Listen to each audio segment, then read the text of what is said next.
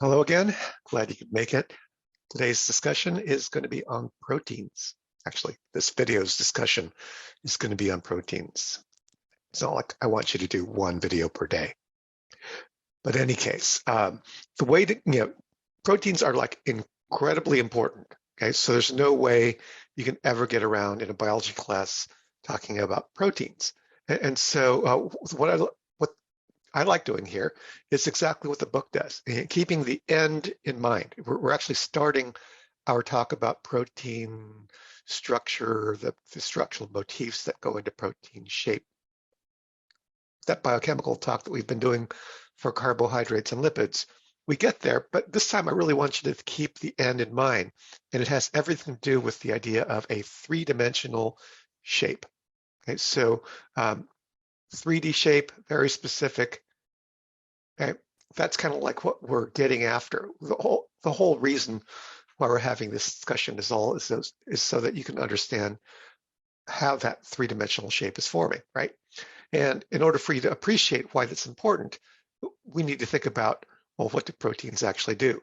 Okay, and I think your book talks about how everything that happens in your body is completely dependent on proteins, and the protein's ability to do what it needs to do its thing, as we say, is completely dependent on having the correct shape, right? And moreover, if we ever lose that correct shape, we undergo a process of denaturation. Denaturing a protein makes it completely useless. Okay, it turns into, something that could be only potentially useful for energy, right? A good example that always comes to my mind is that of egg white, right? Egg white doesn't have a huge amount of functions. I mean, there are some enzymes in egg white, but mostly the egg white proteins that are there are serving the function of helping maintain the osmotic pressure. Okay, we talked about diffusion and osmosis before, and so the egg white albumins are basically contributing to the osmotic concentration inside of an egg. Okay. And so in other words, it's not doing anything really complex as far as its function, but when you heat it up, when you heat the egg white in a frying pan, it turns white and messy and goopy, right? And so that white solid that forms is the denatured version of the egg white albumin proteins, right? It's not able to carry out its function. Obviously, as a solid, it's not going to be able to have any impact on the osmotic pressure of liquid. And that's a really simple example of a protein. When you take more complex examples like enzymes or membrane channels or cellular markers, not so much cellular markers, but definitely enzymes and membrane channels, in order for them to do what they need to do, which is to catalyze a chemical reaction, attach to substrates, facilitate a reaction, release the products, right? It needs to attach the reactants as substrates, releases the products once they're done, attaches to more substrates, releases the products. That's what an enzyme does all the time, right? In order for it to do that, it has to have a very specific active site. Right? A membrane channel is a protein that spans an entire phospholipid bilayer, and it's got exactly the right shape to interact with that bilayer and allow particular kinds of solutes through the membrane, solutes that would not normally pass through. And so we have these really sophisticated biological functions taking place as a result of this spectacularly big and complex molecule. I mean, I say big in a matter of speaking, right? Because molecules are never that big. We're talking about something that is molecular in size, but it's still huge compared to, say, something as small as an amino acid, right? And so we've got these really big, complex things that are not simply lumps of amino acids. They're not, just storing a whole bunch of amino acids together that might be later releasing amino acids. That's kind of like what a polysaccharide does, right? In this case, we're putting together the amino acids in exactly the right sequence so that the protein, the polypeptide, can take exactly the right shape. And that exactly right shape is what the protein needs in order for it to do its thing. Okay, so let's look at some pictures at this point. I'm going to go to the textbook, and you can see what I'm talking about here. Okay, so this is from the chapter that you guys have read. This is the enzyme, lysozyme. This is an enzyme that you can find in egg white. You can also find it in your own tears, right? So if you were to cut an onion and collect the tears, you could actually use that lysozyme to kill bacteria, right? And so, yeah, there's kind of like a bactericidal property that's there in your tears, partly because of the lysozyme enzymes that are released, okay? So this is kind of like what the three-dimensional shape of the lysozyme looks like. It's got a little lump over here. It's got a big backbone over here, a little tail. You might think it looks like a little fish, right? And if you sort of envision the fish, this might be the fish's mouth, right? And so if this is my fish, this is the fish's mouth. This is the active site.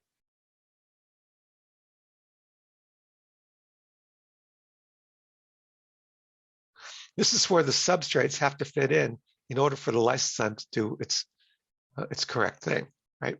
And so in the active site of lysozyme, we're able to do this. If we were to take that lysozyme, remember it's there in egg white, and heat it up, all these amino acids. I mean, if you look at the backbone of the polypeptide structure, this big lump of the structure, okay, it's got a three-dimensional shape. It's actually a single polypeptide strand.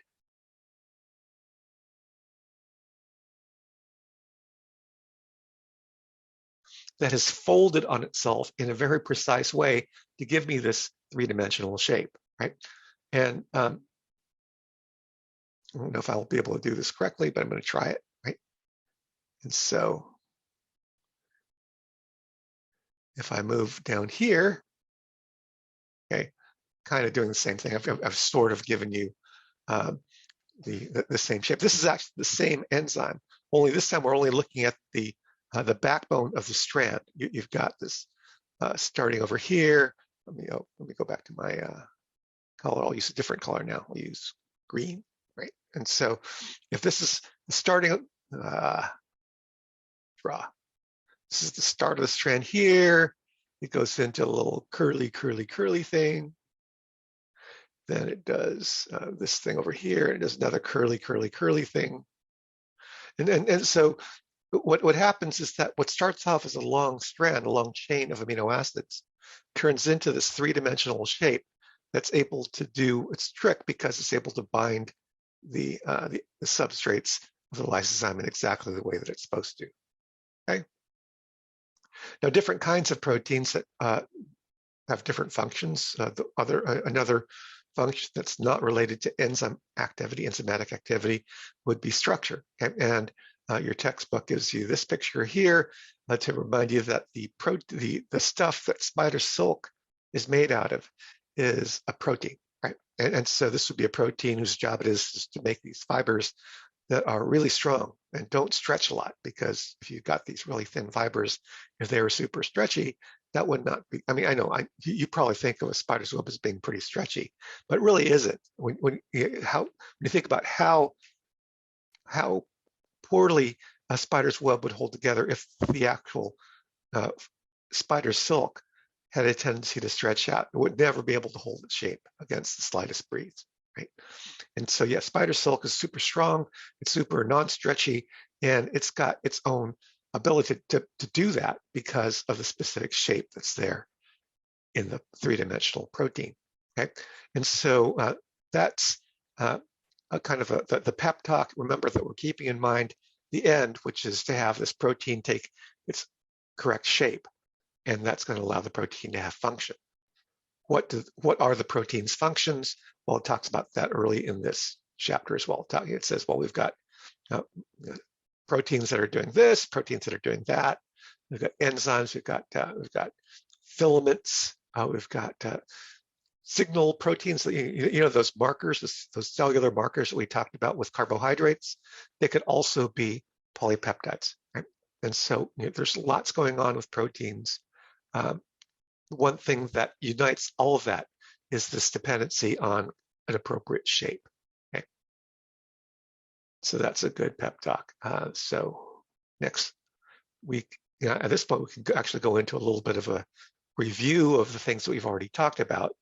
And this is going to involve you're thinking about, well, okay, remember what the monomer unit of a protein is? Well, yeah, absolutely right. It's called an amino acid. And you might recall from your earlier lectures that we have an amino group, you've got a carboxyl group. They both attach this thing in the middle. We call that the central carbon. It's like the core of an amino acid. From that central carbon, we're attaching to four things. One is the amino group. Usually do that on the left. One is a carboxyl group. We put that one on the right. This is our typical way of depicting it. We generally put the hydrogen. It's always a hydrogen. It's going up.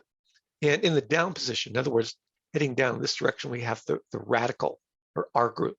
Okay, radical is a Latin prefix. It also means root. And if this were a plant, this would be kind of like the root system, right? But what R really is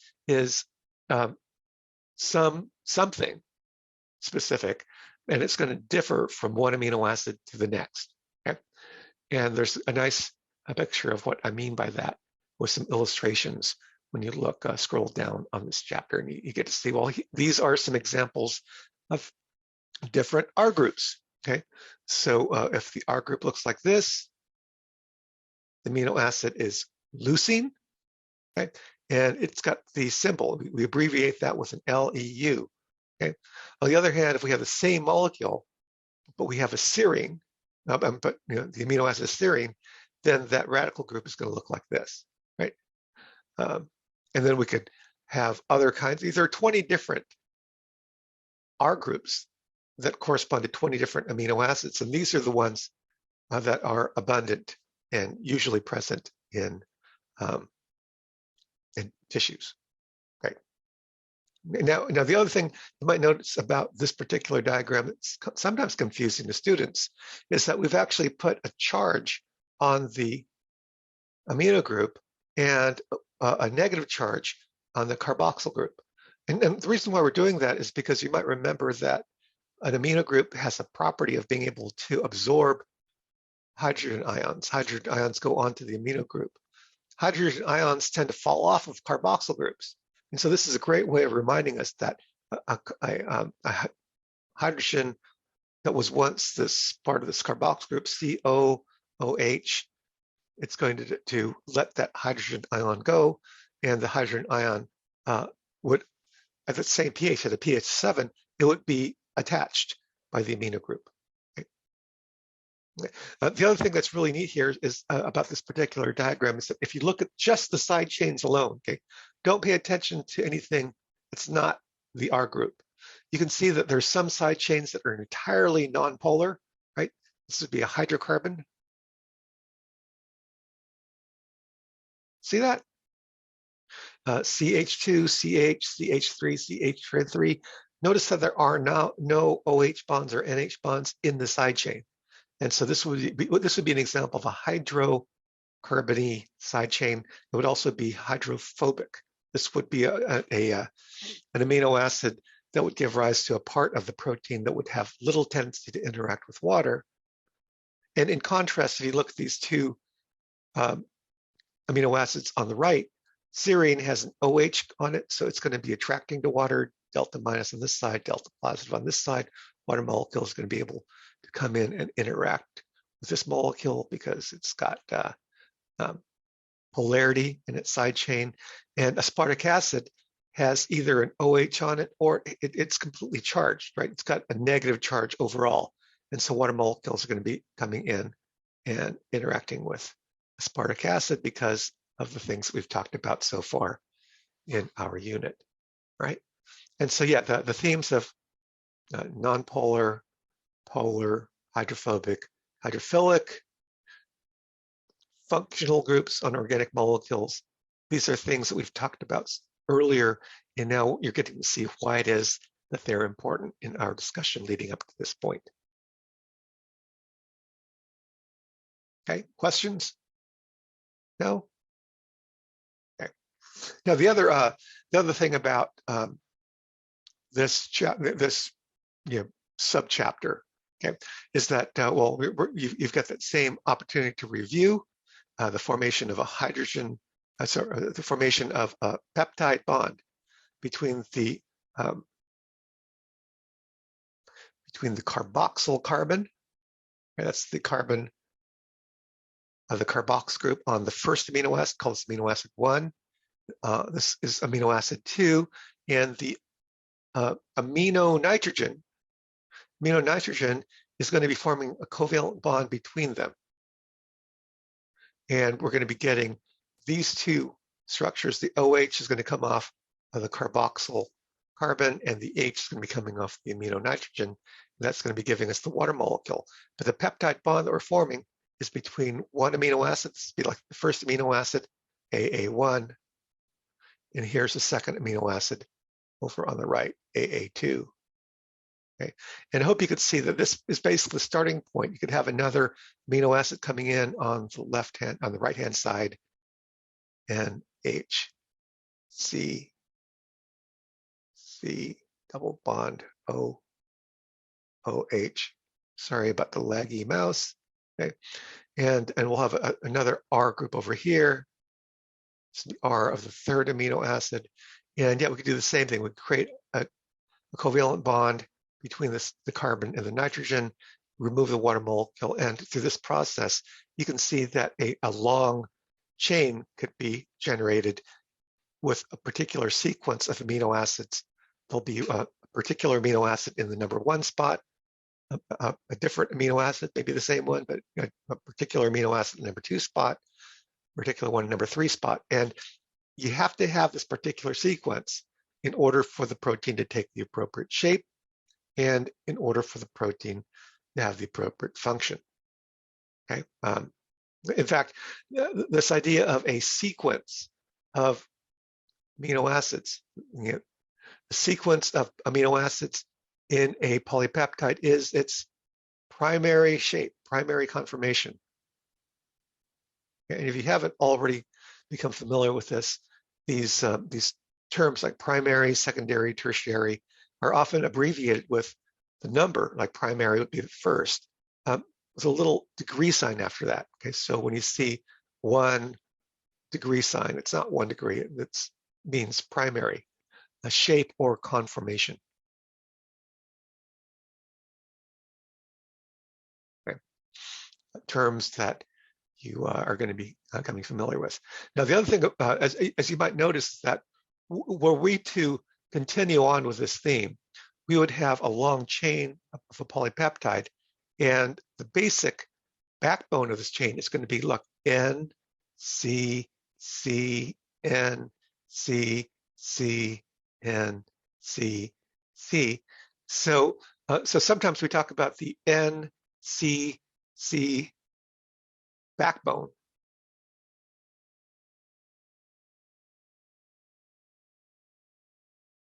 Of a polypeptide, and that kind of makes total sense because you have this long strand of covalently bonded atoms, okay, forming the backbone of the molecule, and these side chains, these R groups, are going to be hanging off to the side of those, right? Look at that. Now, if you go back to the previous picture, let me see. Let me clear these pictures, and we'll go back to the previous chapter section. We have this picture, and what this picture is actually showing us is just the shape taken by the CCN backbone, right? So maybe you could see, you can't see this, but presumably on one end we've got the N of the amino end. This would be RH, NH2 or NH3 plus. Then you would have a C, then you have another C, double bond O. This would be going over to the N, C, C. So what this picture represents is just the NCC backbone. And when we fill it in with all of the side chains and we put molecules, and that's how we end up with this 3-dimensional shape. Okay. Now, having said that, there's some structural motifs. Like that word? Some thematic elements. And there are only two that we're going to be identifying, right? One is called an alpha. Okay, alpha, the Greek letter is written like that. I'll spell it out for you here so you have it in your notes. Alpha helix. Okay, and a helix is a coily shape, right? And so, yeah, this here would be an alpha helix. This would be an alpha helix, right? And so alpha helix is one motif. The other motif is called beta. That's the Greek letter beta. Beta, pleated sheet.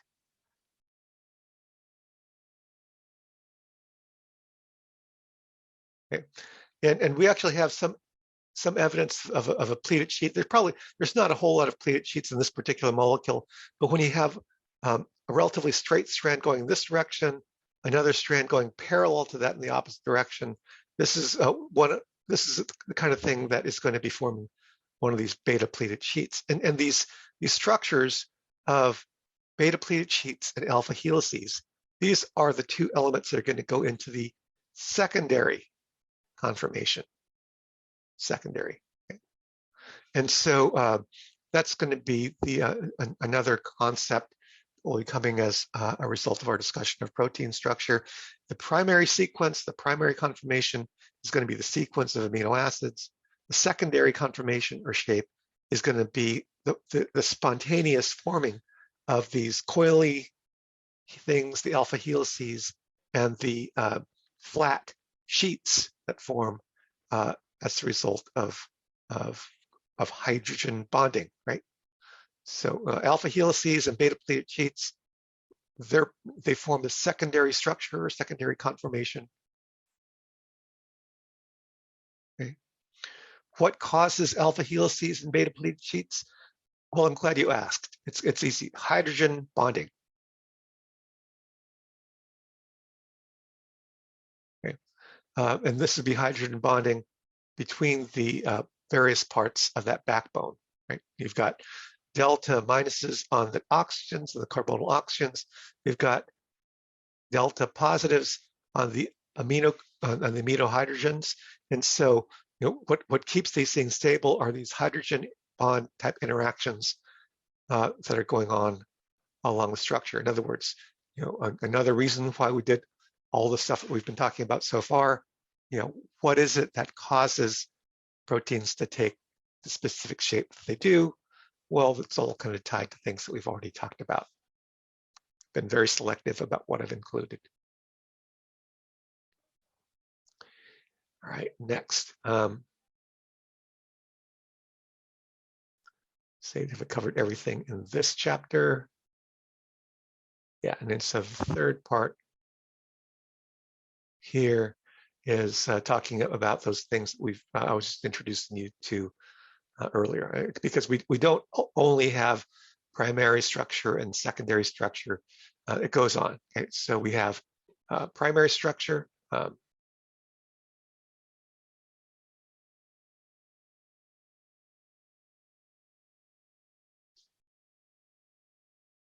Primary structure 1 with a little circle on it.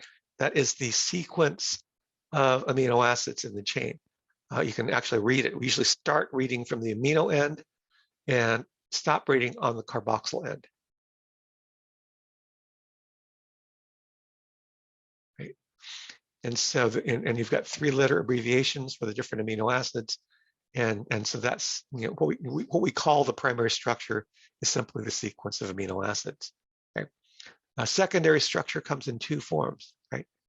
The alpha helix and the beta pleated sheet. Okay, this helix, the coily thing, and the flat sheets. And as I showed you before, they're maintained by hydrogen bonds, these little attractive bonds. Yeah, because they're bonds in the sense, so they hold things together. But in this case, what's being bonded are the different parts of the NCC backbone of the polypeptide. Right? Now, to complete the story, we've got to talk about tertiary structure and quaternary structure. tertiary structure is something that all of the all proteins have. It's just, a little more complex because so far we've been talking about interactions, hydrogen bonding type interactions among the NCC backbone. But remember that we've got all those R groups, the side chains, and they must be important for some silly reason, right? And so in this case, well, the hydrophobic parts of the molecule are going to associate with other hydrophobic parts. The charged parts are going to interact with other charged parts, like if you've got a positive charge over on your right hand and negative charge on your left hand, those two structures are going to be attractive to each other. Whereas if you've got a negative charge on both your right and left hands, they would tend to be pushing apart, away from each other. Okay, if you've got those things on the same structure of a protein, that's going to contribute to its shape, right? And then you'll have other things like disulfide bridges. One of the amino acids has an SH group on it, and if you have an SH group attaching on this side, on this molecule, this part of the molecule, and they'll have maybe an alpha helix. And another part of the molecule over here, and there's an S and an H over there. What's going to happen is that the S's and the H's are going to be, they'll be releasing the H's in the form of hydrogen gas. It's a little bit weird on its own. Okay. But the sulfhydryl groups are going to be forming this covalent bond between the S's, which is going to add a great amount of stability to the protein structure, because this would be the kind of bond that would not break apart even if you were to heat the molecule up a bit, right? Okay, so we learned that if you have proteins with a higher heat capacity, higher ability to tolerate heat, those would be the ones that would tend to have a greater amount of sulfur, or these disulfide bridges in them, right? And so you've got tertiary structure. So tertiary is the word that comes after primary and secondary. You've probably heard primary and secondary a bazillion times in your life. Tertiary is a little bit more rare to encounter. And the fourth level of structure would be quaternary. Quat actually starts with a quat, and quaternary structure, and that is the fourth level structure. And this is when you've got, when the protein consists of multiple polypeptides, right? In other words, you're not a single polypeptide protein. You have to have polypeptide A, polypeptide B, and polypeptide C coming together. So you've got each one of these proteins taking on its own three-dimensional, very specific shape. And these things have to fit together in exactly the right way in order to give us a complete protein. And so a complete protein would have an A part, a B part, and a C part. And so if we have to have all three parts fitting together exactly right, that would be a quaternary structure, which comes at a higher level relative to tertiary structure, okay? So going back to our original share, which is the whiteboard, okay, we can actually review because we've been through pretty much the entire thing, right? We talked about how the monomer is an amino acid, check. The variable side chain is what's different between the 20 amino acids, and the identity of the amino acid depends on what the side chain is, check. And when we put together a polymer, it's going to have a CCN backbone, or actually I should say NCC, because we read the protein from the amino groups. So I'll agree that's an error on my part. It should be NCC, NCC. Let me just wipe that out entirely so you get it into your notes the correct way.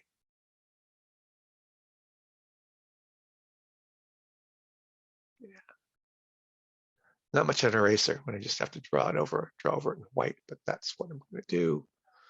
Work like an N, C, C, N, C, C backbone, and the side chains are coming off the side. And that sequence of amino acids is going to be the primary structure. Secondary structure is going to come with these two motifs, alpha helices and beta pleated sheets, which are held together because of hydrogen bonding along the backbone of the polypeptide, the amino hydrogens and the carbonyl oxygens are going to give you those delta plus and delta minus charges that are attracting to each other. Okay. Tertiary conformation involves some kind of complex interactions involving the side chains. Okay. Lots of different kinds of interactions going on there. We don't need to detail all of them here, but you can think that these things are going to be another part of the directive that they're given as the protein takes its shape. And then if you have multiple proteins, if you have a protein that consists of multiple polypeptides, they have to fit together in exactly the right way in order for that final protein to have the appropriate shape. Okay. Now, finally, at the end, I want to circle all the way back to the beginning. Remember that the whole context that I gave you is that we have to have this three-dimensional shape exactly right in order for the protein to do its thing, right? And if we don't have that shape, we say the protein is denatured and it's completely a useless hunk of amino acids, right? Okay. Yeah. This is really a different story compared to our carbohydrates. Yeah, for starch, a starch molecule is this huge complex molecule. It's just a big hunk of glucoses that are glommed together, right? There's no information there at all. All we're doing is storing amino acids, or storing monosaccharides. Okay. In the case of a protein, that's not this case. We make proteins for a specific purpose, and that purpose is entirely dependent on these amino acids being in exactly the right sequence.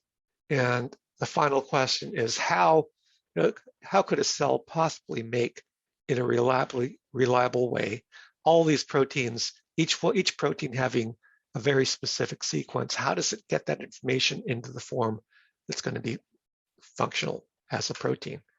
Well, it's a good thing you're asking that, because we'll be talking about that later this class, but the next bit of information is going to be really relevant to that, because we'll be talking about DNA and RNA in the next lecture.